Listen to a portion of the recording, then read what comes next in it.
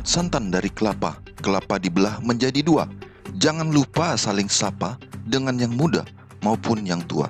Shalom, selamat pagi, saudaraku yang dikasihi Yesus. Kita ketemu dalam renungan pagi. Saat ini kita akan mempelajari firman Tuhan. Kiranya kita mempelajarinya dengan segar semangat dan saling mendoakan. Saudaraku, kita mulai dengan doa. Mari kita berdoa bersama-sama. Tuhan kami yang baik, terima kasih Tuhan untuk segala berkat-Mu, kesehatan, kenyamanan, dan kesegaran yang kami rasakan dalam suasana pagi yang indah, nyaman, dan cerah ini Tuhan. Biarlah kami melayani Engkau sepanjang hari ini sampai selama-lamanya dengan segenap hati kami dan muliakan Engkau. Terima kasih Bapa, kami akan belajar firman-Mu. Biarlah firman Tuhan membawa kami lebih dekat padamu. Muliakan Engkau, menyembah dan mengasihi-Mu selalu. Inilah doa dan permohonan kami Bapa, di dalam nama Yesus, Tuhan dan penebus kami berdoa dan mengucap syukur selalu. Amin. Kita mulai renungan pagi kita berjudul Bagikan Apa Yang Kamu Terima. Mari kita baca ayat hafalan bersama-sama. Allah yang menghibur kami dalam segala penderitaan kami, sehingga kami sanggup menghibur mereka yang berada dalam bermacam-macam penderitaan dengan penghiburan yang kami terima sendiri dari Allah. 2 Korintus 1 ayat 3 dan 4. Saudaraku, kepada orang-orang berdosa yang bertobat, Tuhan selalu siap untuk menunjukkan belas kasihan dan kebenarannya. Dia siap memberi mereka pengampunan dan cinta, dan Dia menuntut agar mereka yang telah diberkati oleh belas kasihannya akan menyatakan belas kasihan dan cinta yang sama terhadap orang lain. Karena ini melakukan pekerjaan Kristus ini adalah menaati perintah-perintah Allah. Mereka yang menunjukkan rasa syukur yang benar, memuliakan Tuhan dengan mengasihi Dia dengan luar biasa dan juga mengasihi sesama mereka seperti diri mereka sendiri. Mereka menyatakan fakta bahwa mereka tidak menerima roh yang berasal dari dunia, tetapi roh yang berasal dari Allah. Dengan pengetahuan yang bersifat percobaan, mereka tahu bahwa hal-hal baik apa yang secara bebas diberikan kepada mereka dari Allah.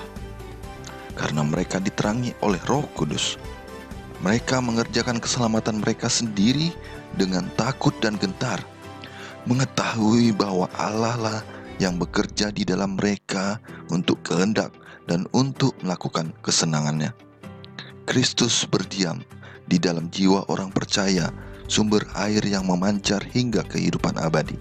Ketika kita memandang diri kita sebagai milik Kristus yang telah dibeli, kita akan lebih jelas menyadari kebutuhan kita akan kehadirannya yang terus-menerus agar kita dapat mewakilinya, memanifestasikan sifat simpati dan kasih kepada semua yang dibawa dalam lingkungan pengaruh kita.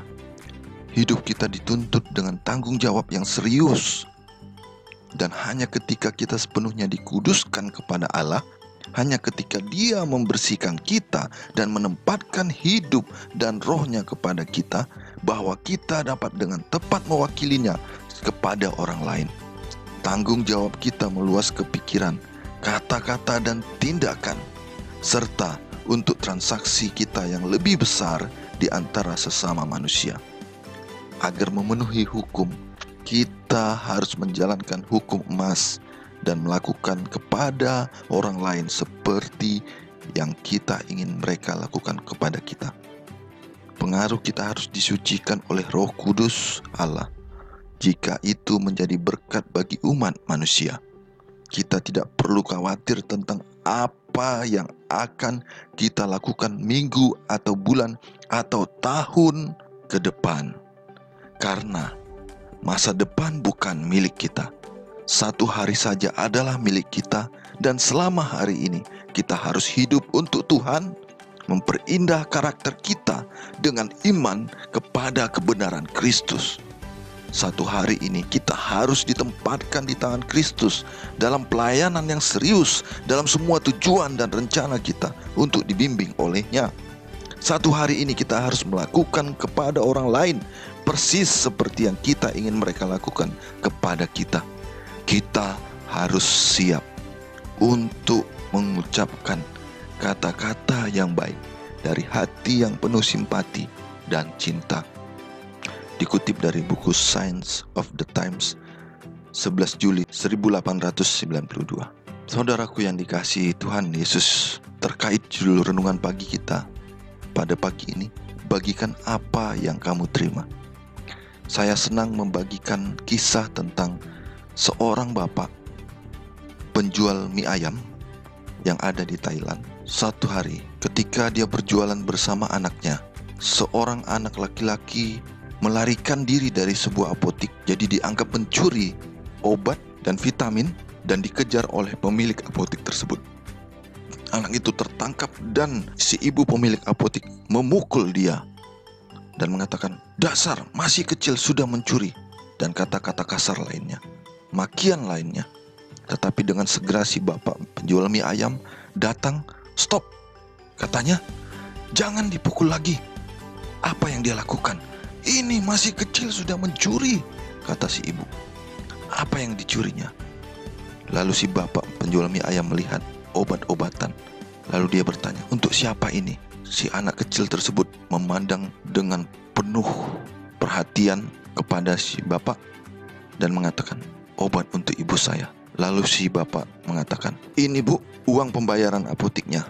Lalu dia berikan uang lebih untuk si anak. Dia katakan, "Pulanglah dan lakukanlah yang terbaik." Itu merupakan kisah yang dia biasa lakukan karena bapak ini adalah seorang yang murah hati. Dengan apa yang dia miliki, dia berusaha membantu orang lain semampunya. 30 tahun kemudian, ketika dia sedang menjual mie ayam, ada seorang kurang mampu meminta makanan. Anaknya menyatakan, "Pak, itu ada orang kurang mampu meminta makanan." Dia langsung memberikan. Setelah dia memberikan makanan tersebut, tiba-tiba dia tanpa sadar terserang stroke dan jatuh ke belakang. Dan kebetulan sekali naasnya kepalanya mengenai kursi. Akhirnya sang bapak dibawa ke rumah sakit, dilakukan operasi kraniotomi atau operasi pembuluh darah di kepala. Dan setelah selesai operasi, anaknya kebingungan karena biaya operasinya sangat besar, ratusan juta rupiah, hampir 400 juta rupiah. Dia bingung mau membayar pakai apa karena uang mereka sedikit. Akhirnya dia berpikir untuk menjual ruko tempat mereka berjualan mie ayam selama puluhan tahun ini. Tetapi suatu pagi ketika si anak sedang menangis, sedang stres, dia dipanggil oleh kasir. Kasir mengatakan ketika dia sudah tiba di kasir, "Tolong tanda tangan tagihan ini." Lalu dia bilang, "Saya belum bisa membayar. Uang ruko kami belum terjual."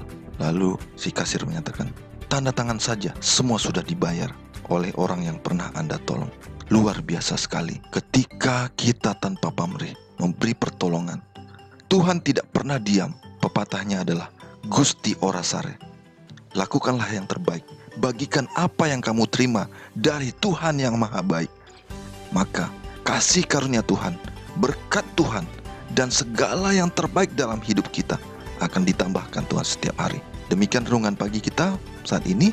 Kiranya Tuhan memberkati. Mari kita berdoa. Terima kasih Tuhan untuk firman Tuhan yang mengajarkan kami untuk membagikan apa yang kami terima, untuk kami memberikan segala yang terbaik sesuai kehendak-Mu. Biarlah kami hidup dalam hukum-Mu yang mengajarkan supaya kami menjadi berkat bagi orang-orang di sekitar kami. Biarlah nama-Mu dimuliakan Bapa. Di dalam nama Yesus Tuhan dan Penebus kami berdoa dan mengucap syukur selalu. Amin. Ke pasar membeli salak untuk kemudian dibagi-bagi. Janganlah kamu menjadi tamak agar diri tidak merugi. Poka-poka, horas.